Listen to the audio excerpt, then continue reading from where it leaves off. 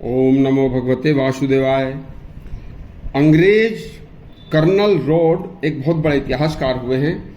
उन्होंने भारतीय इतिहास की ऐसी ऐसी जानकारियां दी हैं जो हमारे इतिहास में हमारे ही लोगों ने उनको इतिहास में छापने ही नहीं दिया। सुनिए, अंग्रेज इतिहासकार कर्नल रॉड ने लिखा है कि अकबर की चालाकी का एक उदाहरण दीन इलाही नामक नया धर्म का चलाना, जिसमें अनपढ़ व पढ़े हुए हिंदुओं को भी मूर्ख बनाकर एक अनपढ़ अकबर हिंदुओं का बड़े पैमाने पर धर्म परिवर्तन करा रहा था।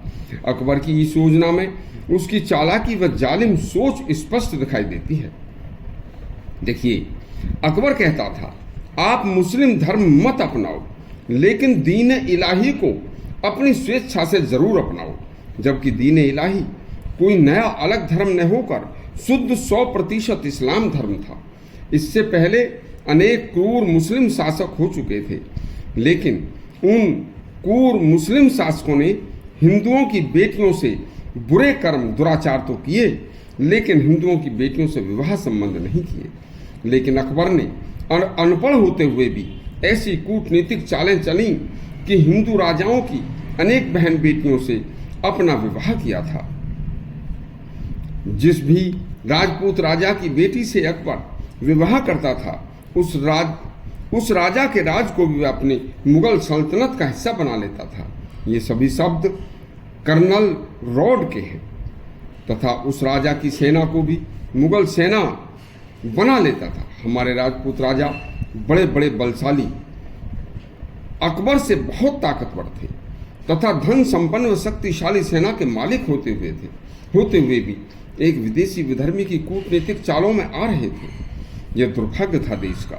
सनातन धर्म के हमारे राजाओं की इसी कुचक्र में फंसकर राजा भागमल ने अपनी बेटी जोधाबाई का विवाह अकबर से करके उसे अपना दामाद बना लिया था। फिर अकबर की अधीनता में ही पूरा जीवन गुजारा था।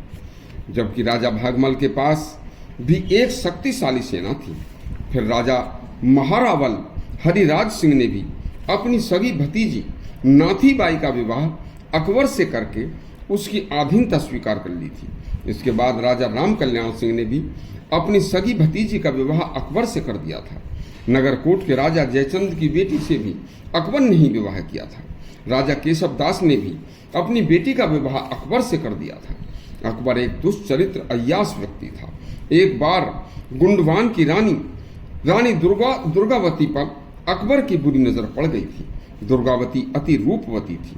1524 में रानी दुर्गावती का जन्म दुर्गाष्टमी के दिन हुआ था, तो उसका नाम दुर्गावती रख दिया गया था। महाराणा प्रताप तथा वीर शिवाजी महाराज से पहले अकबर से रानी दुर्गावती ने 15 साल तक लड़ाइयां लड़ी थी तथा हर बार उस वीरांगना ने विधर्मी अकबर को हराया था।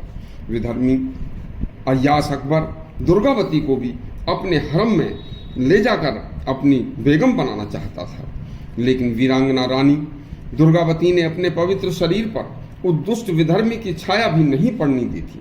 फिर एक युद्ध में अकबर से लड़ते समय रानी दुर्गावती की आंख में एक गहरा तीर लग गया था, जो गुंडवाना की रानी ने सोचा कि अब मृत्यु होगी। तो घायल होकर उसने समझ लिया कि दुश्मन के हाथों लगने से तो पहले ही वीरांगना अलग अपने शरीर को बचाना चाहिए।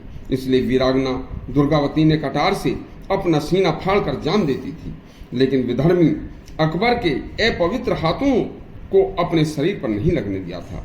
यह सब कमजोरी राजपूत राजाओं की आपसी रंजिश के कारण थी। जो राजपूत राजा अपनी पवित्र बेटियों को एक विधर्मी को सौंप रहे थे। यदि राजपूत राजा एकजुट रहते तो मुगल साम्राज्य आता ही नहीं। यह सब हमारी आपसी फूट का परिणाम था। जो अन्य राजा महाराणा प्रताप जैसे धर्म रक्षक का साथ देते थे, तो ऐसा कभी नहीं होता। अब आपको कल फिर एक इतिहास की नई सच्ची घटना के साथ आपसे मिलेंगे। तब तक के लिए आगे दीजिए। धन्यवाद।